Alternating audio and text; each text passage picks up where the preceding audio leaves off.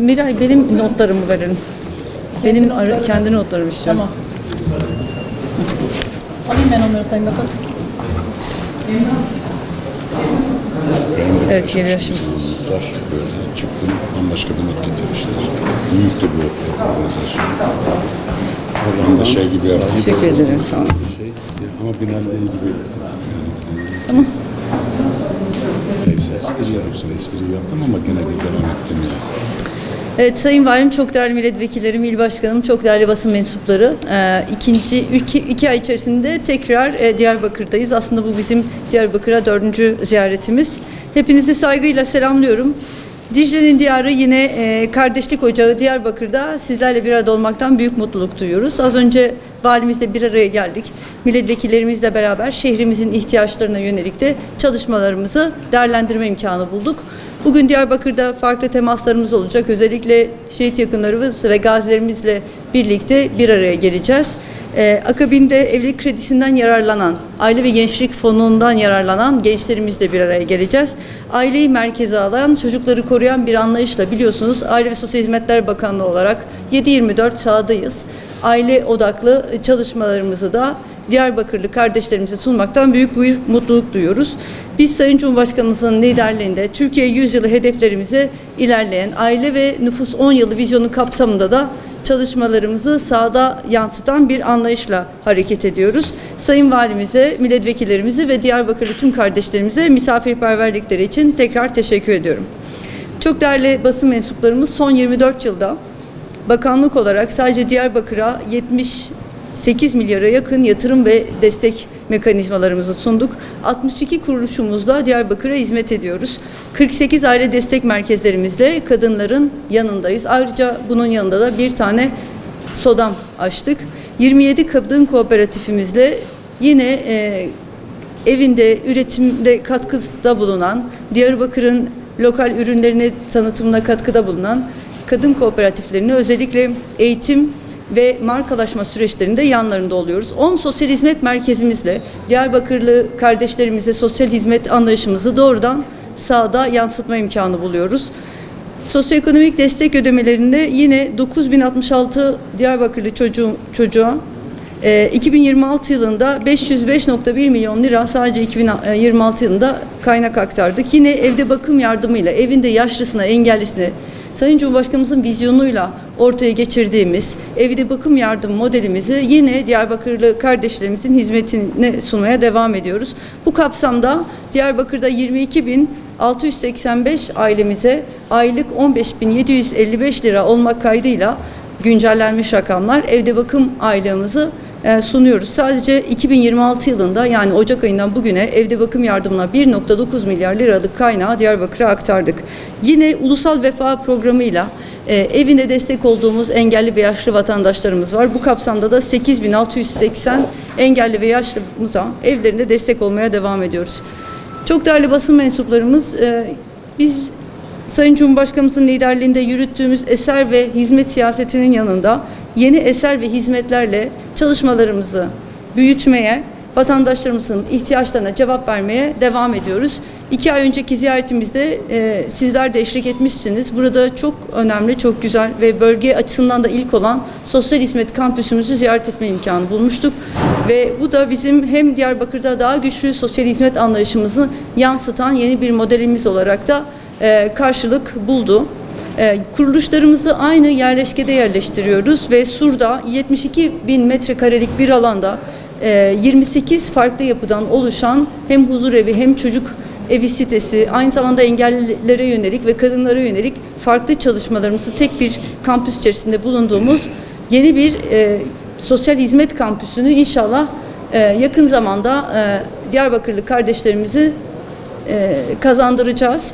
Burada tabii hem farklı ihtiyaçlarına cevap verdik, yapımı tamamlandı, tefrişatı neredeyse bitti. Yakın zamanda inşallah burada da hizmeti açmak için hazırlıklarımızı sürdürüyoruz.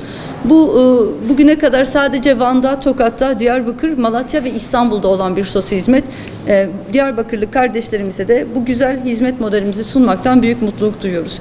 Yine Diyarbakır'da devam eden projelerimiz var. Hem Bağlar'da hem Sur'da sosyal hizmet merkezlerimizde etüt proje olarak yatırım programlarımıza sunuldu. İnşallah yakın zamanda da bu iki yine hizmetimizi de Diyarbakırlı kardeşlerimize kazandıracağız. Çok değerli basın mensuplarımız, 2025 yılı biliyorsunuz Sayın Cumhurbaşkanımızın himayelerinde aile yılı olarak ilan edildi ve bu kapsamda Türkiye genelinde 19.067 faaliyet gerçekleştirdik. 277'sini Diyarbakır'da gerçekleştirdik. Farkındalık çalışmaları ama aynı zamanda ailelerin hayatına dokunan pek çok projeyi hayata geçirmiş olduk. 2026-2035 dönemini aile ve nüfus 10 yılı kapsamında da aileyi merkeze alan çalışmalarımızı kapsamlı bir şekilde sürdürmeye devam edeceğiz. Aile ve Gençlik Fonu yine evlenecek gençlere kredi desteğimizi biliyorsunuz milletvekillerimizin destekleriyle meclisimizden, Gazi Meclisimizden geçmişti ve bu kapsamda Gabar'da, Filyos'ta yeraltı zenginliklerden, madenlerden gelen zenginliklerden %20'sini biz gençlerimizin yuva kurmasına sağlıyoruz ve onların hayallerinin gerçekleşmesine yönelik önemli bir katkıda bulunuyoruz. Aile ve Gençlik Fonu'na 9.154 başvuru aldık Diyarbakır'dan. Türkiye genelinde 300.000'e yakın başvurumuz var ve 7.166 Diyarbakırlı gencimiz de bu krediden faydalanarak bugüne kadar evlendi. Bu kapsamda 672,2 milyon lira Diyarbakır'a kaynak aktardık. Ayrıca bu çiftlerimizden biliyorsunuz 4 yıllık bir kredi, 2 yıl geri ödemesiz 4 yıllık 0 faizli bir krediden bahsediyoruz. Bu krediden istifade eden gençlerimiz çocuk sahibi olursa kredilerini 12 ay erteliyoruz. Bu kapsamda da Diyarbakır'da 1050 çiftimizden 1062 çocuğumuza dünyaya geldiğini bizlere mutluluk veriyor. Yine doğum yardımıyla Diyarbakır'da 43.151 annemize düzenli ödeme de gerçekleştiriyoruz. Sadece bu kapsamda 1.42 milyar liralık kaynak yine Diyarbakır'a aktardık. Çok değerli basın mensuplarımız, Terörsüz Türkiye bizim önemli gündemlerimizden bir tanesi. Sayın Cumhurbaşkanımızın liderliğinde Türkiye gündeminden çıktığı bir Türkiye hedefi var. Terörün gündemden çıktığı bir Türkiye hedefi var. Terörsüz Türkiye, Türkiye yüzyılın stratejik önceliğidir. Bu topraklar terörden çok çekti. Annelerin yüreğine ateşler düştü. Evlatlar babalarından ayrıldı, yetim kaldı. Bu topraklar terörden bu kadar çekerken aileler maalesef parçalandı. Diyarbakır'dan bu kapsamda da güçlü bir mesaj vermek istiyoruz. Çünkü bu topraklar medeniyetler beşiğidir. Nice kültürler burada kucaklaştı. Nice gelenek burada hayat buldu. Bu şehirde yıllardır evlat nöbeti tutan anneler de var, Diyarbakır anneleri.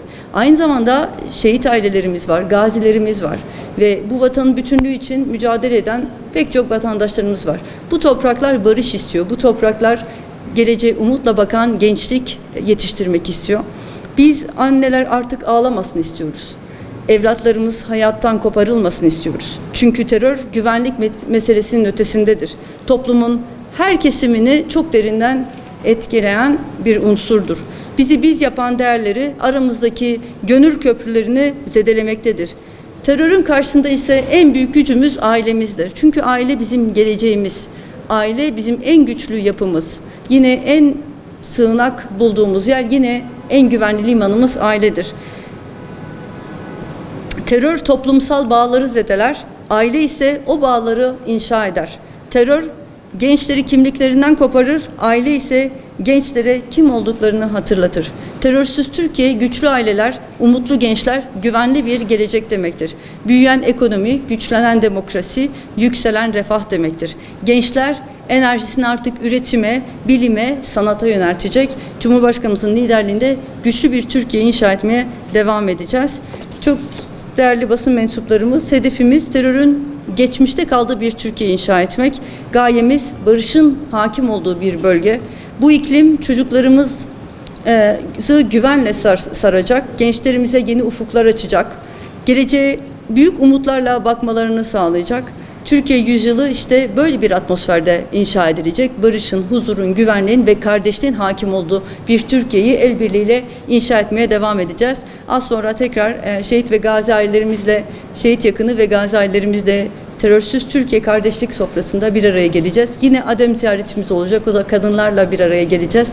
Parti ziyaretimizi gerçekleştireceğiz ve bu kapsamda da programımızı sahada sürdürmeye devam edeceğiz. Bu kapsamda yine bizlerle beraber olduğunuz için bütün basın mensuplarımıza buradan gönülden teşekkür ediyoruz. Hepinizi saygıyla selamlıyorum. Teşekkürler.